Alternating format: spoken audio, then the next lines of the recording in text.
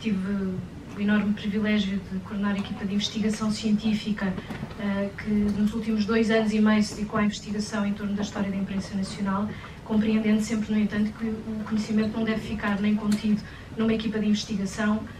nem contido, eu faço a gestão, nem contido numa área institucional. Evidentemente a imprensa nacional entendeu, e em boa hora, ao contrário de resto de muitas imprensas congêneres europeias, evocar os seus 250 anos, dar a conhecer o seu património bibliográfico, documental, tecnológico, literário, mas um encontro desta natureza permite-nos evidentemente enriquecer o conhecimento em torno da história da imprensa nacional naquele que é o seu contexto geral dos 250 anos, dos últimos 250 anos, quer do próprio setor das artes gráficas, como dos setores industriais que integrou, como do contexto social e cultural e político do país. Não podemos esquecer que estamos a olhar para uma impressão régia que é criada numa altura em que se estima que pelo menos 90% da população era analfabeta, e que estamos a chegar a uma imprensa nacional que neste momento tem estratégias de democratização do acesso à informação, que evidentemente já passam pelo acesso, em vários contextos, universal e gratuito, e ao acesso aberto. Posto isto, eu gostaria de partilhar convosco, precisamente porque também é muito grato poder estar em contexto científico e partilhar aqui alguns dos desafios de investigação. Gostava de partilhar convosco, terá que ser assim de uma forma um bocadinho mais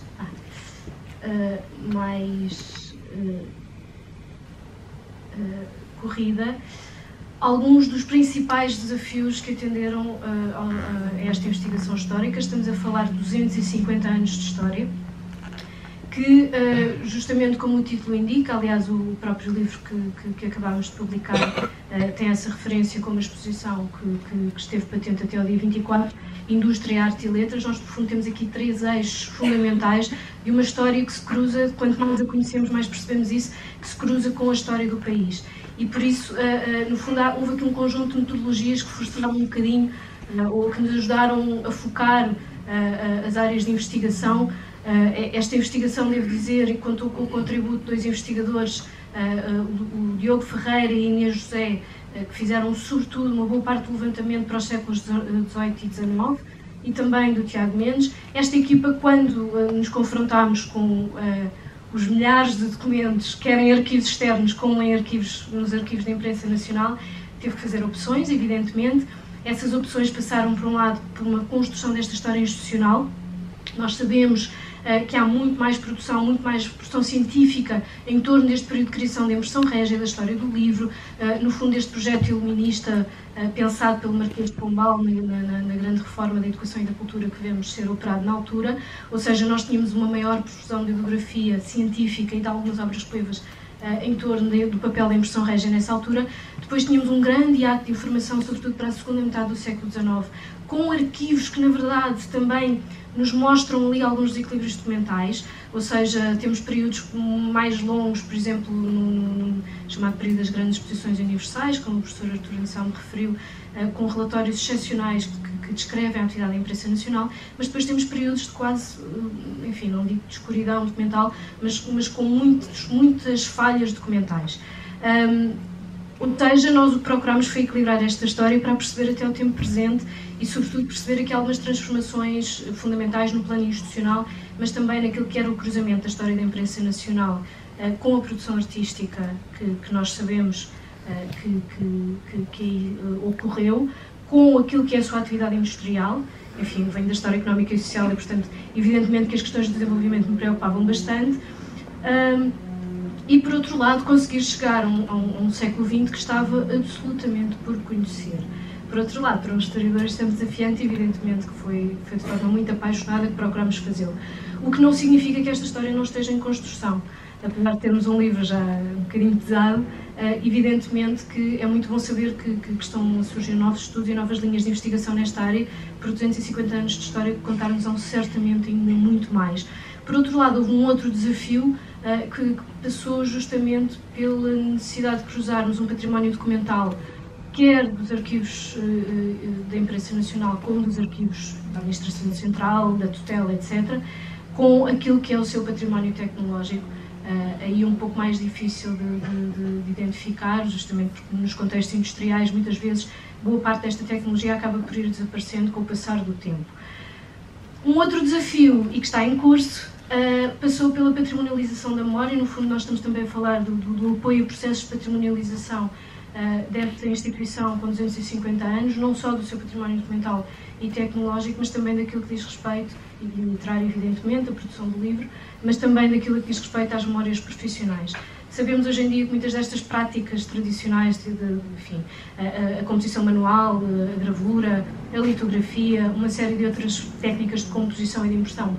estão praticamente em desaparecimento. Já há muito poucas pessoas que tenham esta memória profissional e, portanto, foi também uma preocupação, em aliança com o programa Memória para Todos da Universidade Nova de Lisboa, fazer aqui também, iniciar um processo de patrimonialização da memória, recorrendo aos trabalhadores mais antigos que têm memórias absolutamente extraordinárias, quer da sua vida profissional, como, por exemplo, da PIDE entrar pelas oficinas dentro nos anos 50 e levar mais de metade das oficinas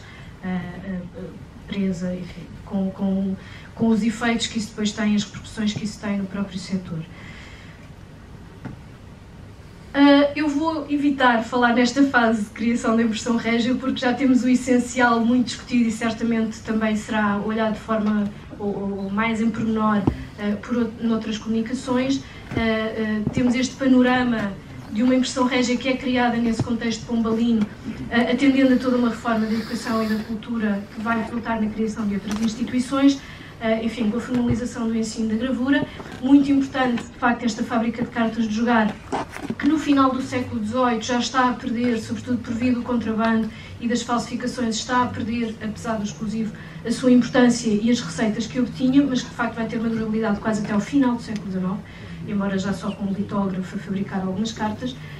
Mas temos também a estruturação dos famosos exclusivos de impressão, que se inicialmente não são de facto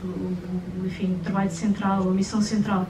da impressão régia, na verdade são depois o que lhe dará forma no contexto do liberalismo. A impressão régia, como também já foi referido, não surge com a vocação de imprimir legislação, o que não impede, no entanto, de ser incumbida, por exemplo, de desde logo imprimir o passaporte e outros documentos, alguma legislação também, editais, documentos alfandegários, a parte de tudo aquilo que foi a produção bibliográfica, enfim. A conferência que tivemos agora foi bastante mais extensa e enriquecedora a esse nível, por isso poupar-vos a essa parte. Com o início do século XIX, mas sobretudo por via do impacto das invasões francesas, daquilo que são, e designava-se na própria impressão régia, os efeitos estragadores dos franceses sobre os cofres e aquilo que sabemos que foram os saques sucessivos à impressão régia, enfim, nós temos ali um momento de dualidade muito interessante com o príncipe regente a publicar decretos na impressão régia do Rio de Janeiro e as tropas de Junot, com decretos assinados pelo próprio Junot, que ocuparam a impressão régia de Lisboa e que estão a publicar exatamente no mesmo dia um decreto em Lisboa. Temos de facto aqui um período de grande turbulência, apesar de uma administração de Enes da Costa que vai conseguir resistir e sobreviver a tudo isto, garantindo uma produção bibliográfica, apesar de tudo, consistente. É talvez dos períodos de até às guerras liberais, ou até à afirmação do liberalismo na década de 30, é talvez dos períodos mais interessantes para mostrar este reflexo da história do país. Nós temos, enfim, há trabalho mais aprofundado sobre isso, mas há publicações muito interessantes sobre tudo aquilo que são as obras traduzidas, sobre os efeitos das invasões napoleónicas. Às vezes nós nem sabemos exatamente quem é que tem o poder sobre a impressão régia no período das guerras liberais, porque temos cartas ao usurpador publicadas pela impressão régia e imediatamente a seguir despedimentos de liberais e entradas de absolutistas. Portanto, há ali uma conflitualidade enorme pelo poder. É de facto talvez dos momentos mais quentes do ponto de vista institucional e político na história da impressão régia. Mas, na verdade, e aquilo que a nossa investigação, e era esta a parte que eu gostava de vos trazer de avante, porque de facto me parece também que é talvez no que diz respeito ao resultado da nossa investigação, aquela que poderá vir a acrescentar um pouco mais.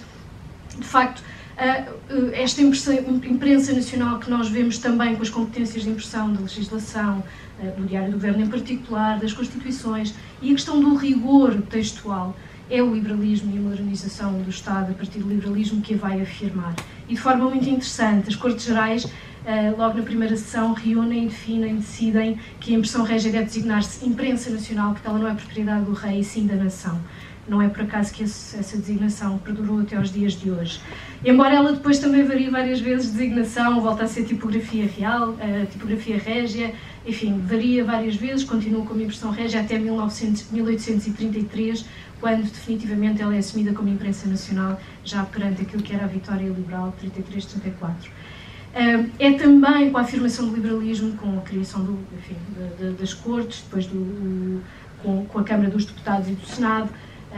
que a imprensa nacional vai ser estruturada, ou seja, a parte de tudo aquilo que era já o seu papel no plano da produção bibliográfica, mantendo encomendas privadas. Eu diria mesmo que na segunda metade do século XIX é o período em que mais identificamos uma liberdade editorial e uma iniciativa editorial que não era muito conhecida, nomeadamente a tomar posição, por exemplo, aqui com Oliveira Marreca já, a tomar posição em relação àquilo que deviam ser as publicações no plano pedagógico. O primeiro jornal mensal da educação é publicado por decisão, por iniciativa editorial da imprensa nacional, mas nesta fase, e porque não era assim tão evidente que a imprensa nacional assumisse estes exclusivos,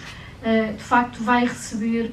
a missão, e o próprio Diário do Governo tem uma história complexa, partindo da Gazeta de Lisboa e depois transformando-se até àquilo que conhecemos hoje como o Diário da República.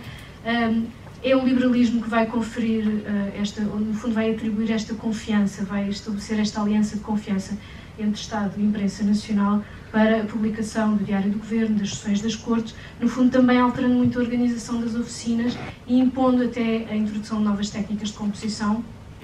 porque são criadas as famosas secções do Diário do Governo e do Diário das Sessões, e no fundo eles vão ser, talvez a seguir à fábrica de cartas de jogar, o grande sustento, a grande base, a grande fonte de receita da imprensa nacional. Com o liberalismo, ainda não na fase de estabilização pós-cabralismo, mas a partir do liberalismo e da afirmação da monarquia liberal, nós temos uma figura muito interessante, Liberato Freire, que vai conseguir operar em muito pouco tempo uma estabilização da imprensa, quer do ponto de vista financeiro como organizacional, o problema da organização industrial, estamos sempre também a olhar para ele, que permitirá não só alguma renovação tecnológica, como a introdução, embora tardia, de novas técnicas como a litografia, ela enfim, já era um bocadinho anterior, mas já é do século XIX, e também com uma renovação da fundição de tipos, que na verdade também é aqui uma outra fonte, não só de receita, mas se calhar de poder, se quisermos. O poder de fabricar letra também é um poder de publicar aquilo que os outros não podem publicar. E é a partir desta altura também que é publicado o primeiro catálogo de fundição de tipos, coincidindo justamente com as leis de liberdade de imprensa, com a profusão de oficinas tipográficas pelo país, e nomeadamente com jornais liberais que começam a aparecer e que se vão tornar, se quisermos, os principais clientes da fundição de tipos da imprensa nacional. Infelizmente, nós temos aqui, enfim, por algum motivo eu não consigo colocar em ecrã o conteúdo todo, mas nós, quando chegamos a meados do século XIX, e desculpem-me a aceleração, mas de facto os 250 anos em síntese obrigam um bocadinho a essa rapidez. Esta fase, enfim, ainda um bocadinho pré-regeneração, mas onde de facto se começam a encontrar os recursos necessários, quer no plano financeiro, quer em termos de apoio político à imprensa nacional, é uma fase fundamental em termos de renovação tecnológica, mas também daquilo que já foi referido, da renovação do ensino, daquela oficina tipo, oficina escola, que é criada desde logo, ou seja, a impressão régia foi criada justamente com essa missão de ser uma escola que existiu até à década de 70 do século XX, só foi encerrada com o fim da composição manual, e este período de viragem para a segunda metade do século XIX, que vai ser marcado, enfim, como no resto da história do país, pelas missões de estudo, pela presença em exposições internacionais, é o período de grande renovação da fundição de tipos de imprensa nacional, com a aquisição, enfim, incluindo a contratação de mestres de Viena e da Prússia para fazerem a formação de fundidores e para também ajudarem a reorganizar as oficinas. É uma época muito importante no que diz respeito à introdução de novos sistemas de impressão. A mecanização da impressão através do vapor é introduzida pela imprensa nacional na década de 40, embora também um pouco tardiamente em relação a outros contextos, e é precisamente a partir de uma série de missões de estudo e estágios que se conseguem fazer em França que toda a lógica da escola de composição tipográfica, que na verdade se vai assumir como a principal escola, vai ser repensada, criando uma oficina, um espaço próprio com os aprendizes, com o mestre, o contramestre, a formação teórica. Estamos a falar de meninos que entravam com 14 anos e tinham que saber gramática, francês, já tinham que ter alguma base, e no fundo estamos a falar de um operariado muito intelectual. Nós sabemos que os movimentos operários estiveram muito ligados aos tipógrafos e, portanto, estamos a falar de um operariado muito específico, com muita formação de base, e é esta escola de composição que, no fundo, também vai assegurar um certo rigor técnico e profissional da imprensa nacional ao longo das décadas seguintes, incluindo também novas técnicas de composição e de fundição, nomeadamente e sobretudo no último quartel do século XIX, introduzimos já, aliás, ainda na década de 60, técnicas como a galvanoplastia, a estereotipia, a fotogravura, que no fundo também,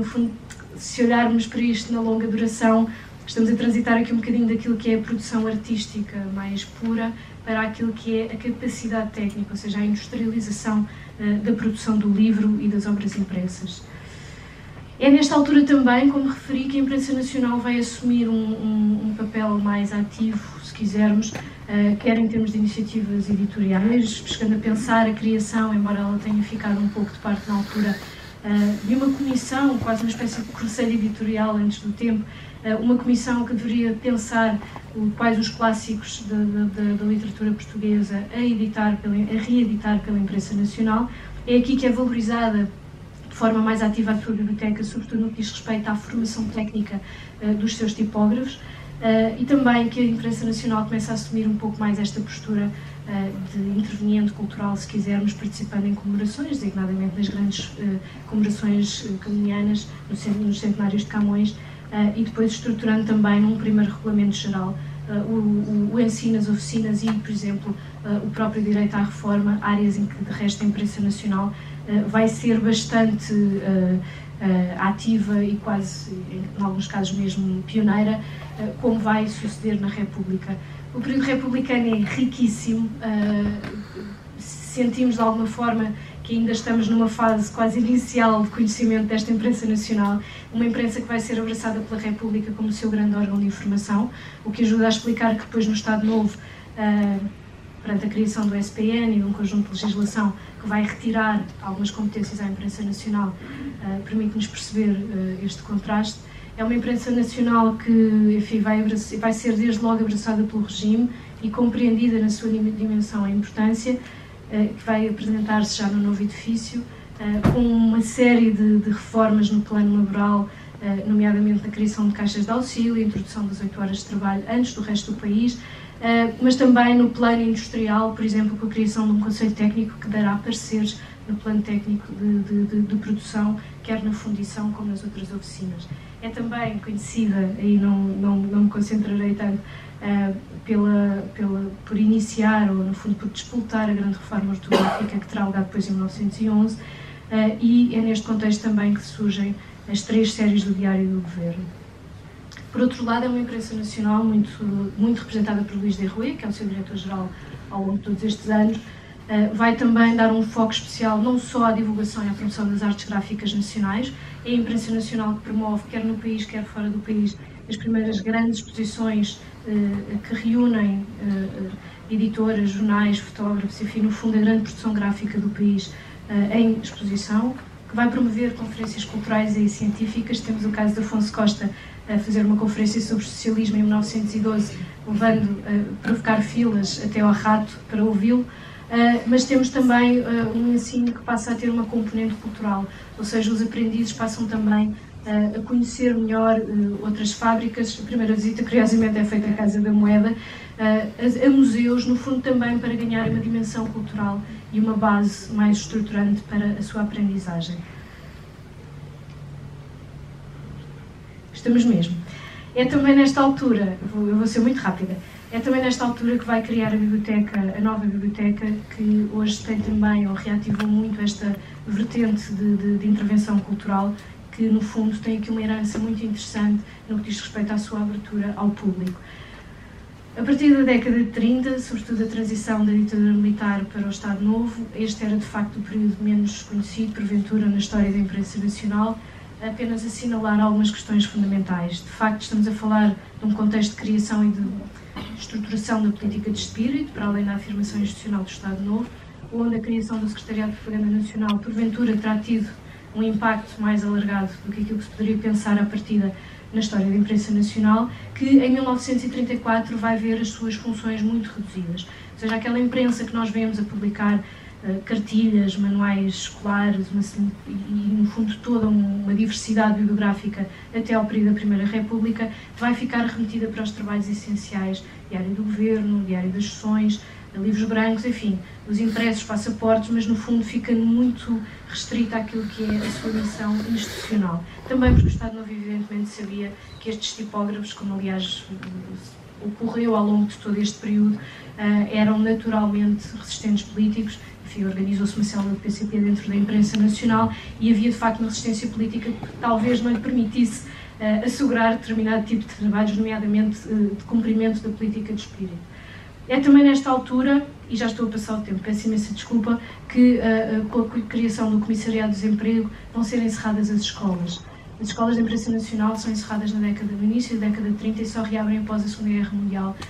o que colocou aqui alguns constrangimentos mais dramáticos em termos de capacidade técnica. O pós-Segunda Guerra Mundial e este período de reconstrução económica não teve um impacto assim tão imediato na história da imprensa nacional como noutros contextos. Ela vai sim, sobretudo a partir da criação da empresa pública, já em contexto marcelista, recuperar então essa autonomia, uma feição editorial mais interessante, participando nas feiras do livro, participando, no fundo, já de uma forma mais ativa como interveniente cultural, não podemos chamar agente cultural propriamente, assegurando também, até à fusão e depois da fusão com a Casa da Moeda em 1972, esta dimensão de ensino das artes gráficas, que de facto só com o fim da competição manual é que irá encerrar. Bom, não querendo chegar propriamente ao presente, apenas mostrar-vos, porque é o alinhamento essencial daquilo que está publicado no livro. Há de facto, a partir sobretudo da década de 80, com o Vasco Graça Moura, com a criação do Conselho Editorial e com as novas estratégias, como se designava, novas estratégias editoriais para um novo ambiente social, um novo clima social, de facto ela vai estruturar-se já num contexto democrático e dando resposta àquilo que são as expectativas desse contexto democrático, com um quadro de modernização tecnológica mais evidente no final dos anos 80 e início dos anos 90, e também agora mais recentemente, mas depois ficará também para a parte talvez mais institucional, com esta vocação de acesso à informação já respondendo ao contexto digital. Eu vou ficar por aqui, muito obrigada.